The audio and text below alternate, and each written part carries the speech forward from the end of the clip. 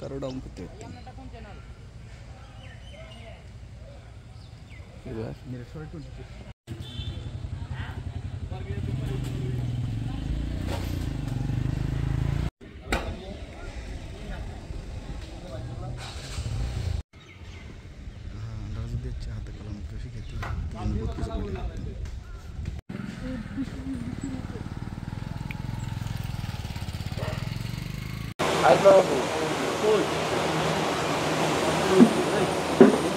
আজকে এই জনসংখ্যাটা খুবই কম হয়ে গেছে, আমাদের উপস্থিতিটা আরো বাড়ানো উচিত ছিল।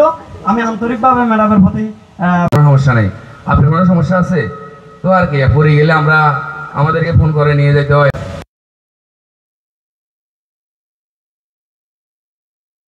সবাই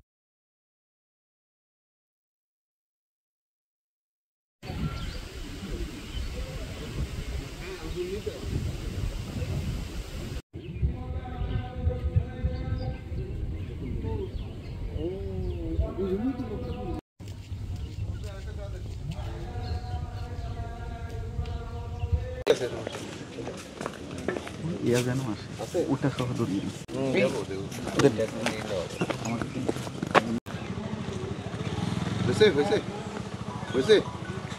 কল দিতেছে মনে হয়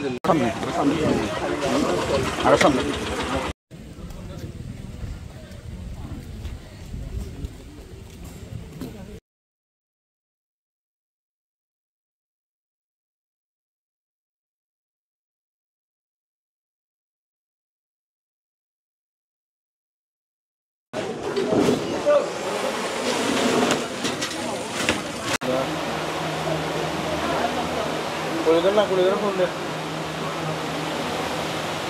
ফোন দিতে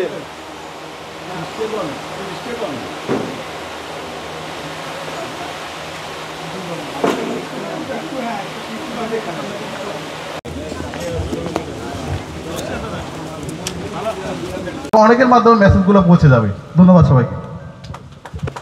ধন্যবাদ মনোল সেন্টিপুকে। আমাদের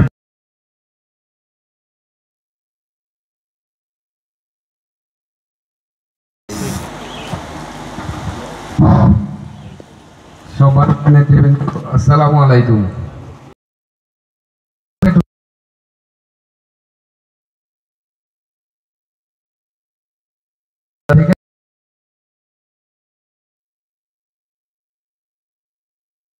এখানে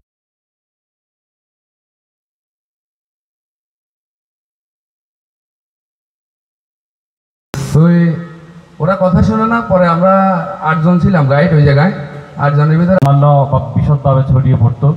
আমি বিভিন্ন ধরনের যে দুর্ঘটনাগুলো মিরেশ্বর উপজেলা নির্বাহী কর্মকর্তা জনাব এলাকার লোকজন অনেক পানিত, ওখানে কেউ 1 লাখ টাকা দিবে বললো, আমি যাব না ওখানে। কিন্তু তারা এসআই শাহজালাল ভাই উনি আমাকে ফোন দিল, আমি কি ভাই আপনাকে আমি ভিডিওটা পাঠাচ্ছি, এই ব্যাপার দেখেন ভিডিও আছে আমার কাছে, করলে আমাদের হয় না।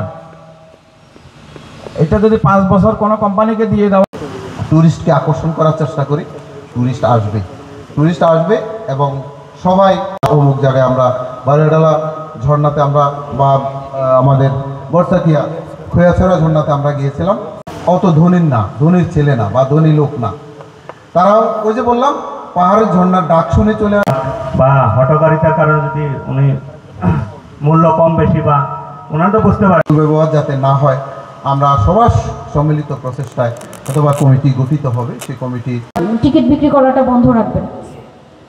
ওই সময়টা আসলে আচ্ছা মোটামুটি মানে এই মোটা দাগে এই কথাগুলোই ছিল। আমরা জানি না হচ্ছে আপনাদেরকে কিভাবে রক্ষা করব, কিন্তু আপনারা যদি আমাদের সহযোগিতা করেন আমাদের নিয়ম আমি আশাবাদী। তো আমরা যারা আসলে নেচারকে ভালোবাসি, আমরা জোশে নয় হুঁশে ঘুরি সবসময়, যেখানে যাই জোশে ঘুরলেই হচ্ছে বিপদ, জোশে আপনি ঘুরলেও হবে বিপদ। যেমন একটা দুঃখজনক বিষয়, 1971-এর পর থেকে আমাদের যারাই আসছে সরকারিভাবে যারাই আসছে, কখনো এই ট্রাভেল সেক্টরটাকে মানে একটা অমূল্য রত্ন, একটা লুকায়িত স্বর্ণের খনি হিসাবে কেউ দেখে নাই। যদি দেখতো তাহলে আমাদের এই ট্রাভেল সেক্টরটা পিছিয়ে থাকতো না। এই যে আমাদের ঢাকা চিটং হাইওয়ের ভিতরে মিরসরাই থেকে শুরু করে সীতাকুণ্ড বেল্টের ভিতরে যে সুন্দর জায়গাগুলো আছে, এগুলোকে যদি সঠিকভাবে ট্যুরিজম সেক্টর বান্ধব করা যায়, তাহলে আমি মনে করি আমাদের দেশে ফরেন গেস্টও আসবে এবং ট্যুরিজম সেক্টর থেকে অনেক কিছু করা সম্ভব। আর এই যে লোকাল ট্যুরিজম যেটা প্রবলেমটা হয় যে পাহাড়ের উপরে উঠে কথা শুনে না, এটা একটু আরো একটু প্রচারের ব্যাপার আছে। লাস্ট 10 বছরে কক্সবাজারে যতগুলো ঘটনা ঘটে নাই, শুধু এক বারিয়াডালা ন্যাশনাল পার্কের বেল্টের ভিতরে এর চেয়ে অনেক বেশি ঘটনা ঘটছে। পানিতে ডুবে, পানিতে মানা করলে লাভ দেয়, আর সবাই মনে করে যে না এটা সুইমিং পুল, পাহাড়ে গেলাম এটা সুইমিং পুল, লাভ দিচ্ছি। কিন্তু লাভ দিলে যে পানির প্রেসারে তোমাকে মাটির নিচে নিয়ে যাবে, পাথরের বাড়ি খাওয়ার পর যদি তুমি সেন্সলেস হয়ে যাবে, সেটা বুঝে না। তো বাবু, যখন অতিরিক্ত বৃষ্টি হবে, ভারী বৃষ্টি, আপনারা টোটালি বন্ধ করে দিবেন, টোটাল টিকিট কাউন্টার ওখানে বন্ধ করে দিবেন। ভারী বৃষ্টি হলে কিছুতে যেন পর্যটকরা আপনার ঝর্ণায় যেতে না পারে। আমার যেটা মনে পড়ে, 2023 সালে আমাদের নাপিতাছড়া ঝর্ণায় 2 ভাই একসাথে মারা গেছে। আপনার দুঃখজনক বিষয় হলো ওদের আব্বা আম্মার বিয়ের প্রায় 12-13 বছর পরে ওই সন্তানগুলো জন্ম হয়। জন্ম হওয়ার পরে দেখেন কত কষ্টের সন্তান, ওরা বর্ষার মধ্যে আসছিল, আসার পরে ওদেরকে এই যারা আছে কাউন্টারে শুধু পা ধরা বাকি ছিল যে আপনারা ওখানে যাবেন না, এখন খুব বৃষ্টি হচ্ছে। ওরা ওদেরকে ডিনাই করে গেছে। পরবর্তীতে আপনার এমন অবস্থা হয়েছে, ওখান থেকে ওরা পড়ে ওদের লাশ পাইছে ঢাকা চট্টগ্রাম মহাসড়কের পশ্চিম পাশে, কোথায় নাপিতাছড়া ঝর্ণা আর কোথায় ওইদিকে বিলে পাইছে। তো এই জন্য আসলে সচেতন আমরা ওদেরকে, যদি যারা পর্যটক আছে তাদেরকে যতই আমরা বলি, ওরা যদি নিজেরা সচেতন না হয় হবে না, পর্যটকদের সচেতন হতে হবে। আপনারা গেলে দেখবেন প্রায় কোয়ার্টার কিলো বা হাফ কিলো মতো বড় বড় বাঁশ দিয়া ঘেরাও দিয়ে দিছি, যেদিক থেকে লাভ দেওয়া হয় ছেলেরা, যাতে করে লাভ দিতে না পারে। এবং যে অ্যাক্সিডেন্টের বিভিন্ন সময়ের অ্যাক্সিডেন্টের ছবিগুলো দিয়ে আমি খুব ভালোভাবে পোস্টারিং করছি, যাতে করে যাওয়ার সময় তাদের ব্রেইনটা ঢুকে যায় আমি এটা করলে আমার এটা হইতে পারে। এবং মাদক সম্পর্কেও আমি মনে হয় 200টার উপরে পোস্টারিং করছি। সব আমাদের পাবলিকের প্রতি একটা দায়বদ্ধতা আছে, এলাকার প্রতি একটা দায়বদ্ধতা আছে। দায়বদ্ধতার খাতিরে আমার এলাকায় একটা দুর্ঘটনা ঘটলে আমার এলাকার বদনাম হচ্ছে সারা বাংলাদেশে, সারা বিশ্বে। এই দায়বদ্ধতার থেকে আমি ইজারাদারের বাইরে গিয়েও দায়বদ্ধতার থেকে আমি আমার কাজগুলো করার চেষ্টা করছি। খৈয়াছড়া ঝর্ণা বলেন এবং অন্যান্য ঝর্ণা, যে মিরসরাই বারিয়াডালা রেঞ্জের যে ঝর্ণাগুলো আছে, এগুলো প্রাকৃতিকভাবে খুবই চমৎকার। এরকম একটা আসলে এত সুন্দর ঝর্ণা বা পুরো বাংলাদেশে কোথাও নাই। এই ঝর্ণাগুলোর যেটা ইউনিকনেস, সেটা হচ্ছে আপনি যদি ঝর্ণা দেখতে চান তাহলে বান্দরবনের একেবারে গহীনে যেতে হবে, আপনি যদি ঝর্ণা দেখতে চান সিলেটের একেবারে গহীন পাহাড়ে যেতে হবে। মিরসরাই ঝর্ণাগুলো এমন একটা লোকেশনে অবস্থিত, ঢাকা চট্টগ্রাম হাইওয়ে রোডে নামলেই আপনি একটু কিছুক্ষণ হাঁটলেই কিন্তু আপনার ছড়া ধরে হাঁটলে আপনি একটা না একটা ঝর্ণা পাবেন। হয় খৈয়াছড়া ঝর্ণা পাবেন, নাহলে নাপিতাছড়া ঝর্ণা পাবেন, নাহলে বোয়ালি ঝর্ণা পাবেন, নাহলে রূপসী ঝর্ণা পাবেন। একটা ছড়া ধরেই হাঁটলে কিন্তু আমরা একটি ঝর্ণা পেয়ে যাই। এত সুন্দর লোকেশনের কারণে কিন্তু পর্যটকরা আমাদের মিরসরাই ঝর্ণাগুলোকে বেশি ভালোবাসে। যেহেতু মিরসরাই ঝর্ণাগুলো অনেক বেশি এখন পপুলার, এখানে আমাদের পর্যটকদেরও এখানে কিন্তু সচেতনতা দরকার আছে। এখানে ওই জন্যই সব পর্যটকরা সচেতন হয় না বিধায় বেসিক্যালি এই দুর্ঘটনাগুলো ঘটছে। তা আমি মনে করি প্রথম যেটি প্রয়োজন, পর্যটকদের নিজেদের এন্ড থেকে সচেতন হতে হবে, তাদেরকে বুঝতে হবে। কারণ শুধুমাত্র তারা যদি ফ্যান্টাসিতে ডুবে থাকে, আমি ঝর্ণা গিয়ে চিল করব, আনন্দ করব, মজা করব, এটা ভাবলে হবে না। প্রথম দায়িত্ব হচ্ছে পর্যটকদের। কারণ তারা যদি সাঁতার না জানে তাহলে ঝর্ণা এসে লাভ নাই, তারা যদি হাঁটতে না জানে, তারা যদি পাহাড় বাইতে না জানে, তাহলে তো তাদের সেই ট্যুরিজমের দাম নাই। আমি মনে করি আমাদের সবাইকে, যারা পর্যটক আছেন, সবাইকে রেসপন্সিবল ট্যুরিস্ট হইতে হবে। রেসপন্সিবল। ট্যুরিজম সম্পর্কে আমাদের আরও বেশি সচেতন, মানুষকে সচেতন করতে হবে, মানুষও সচেতন হতে হবে। তা আমরা যখনই খবর পাই তখনই ছুটে আসি। আমরা চেষ্টা করি যে যতটুকু সম্ভব উদ্ধার করে ওদেরকে হাসপাতালে প্রেরণ করা, অ্যাম্বুলেন্স ঠিক করে চিটাং পাঠাই দেওয়ার এরকম ব্যবস্থা করি। কী করবো, এখন এটা আসছে, দুর্ঘটনা ঘটে গেছে, তো স্থানীয় লোকদের সাথে যারা ভলান্টিয়ার আছে বা রেস্কিউতে যারা সহযোগিতা, ওনাদের সাথে আমরা কথা বলি যে যেহেতু আসছে ওরা তো দূর দূরান্ত থেকে আসছে, এটা তো অনেক জায়গায় চেনে না। আমরা যারা স্থানীয়ভাবে আছি অনেকগুলো জায়গা চিনি, এখন ওরা আনন্দ করতে আসছে, বিপদ হয়ে গেছে, এখন ওদেরকে যেভাবে উদ্ধার করি হাসপাতালে ফেরেন, চিটাঙ্গে হোক, ঢাকাতে হোক, যাদের আত্মীয় স্বজনের সাথে কথা বলে হোক, ওদেরকে যাদের সুবিধা মতো হাসপাতালে প্রেরণ করার জন্য ব্যবস্থা করে থাকি আর কি। প্রবল বর্ষণের পর সেখানে স্রোতটা বেশি থাকার কারণে ওরা সাঁতার জানে না বা তারা এই পথে অভ্যস্ত না, তারা পাথরে কীভাবে হাঁটতে হবে সেটা জানে না।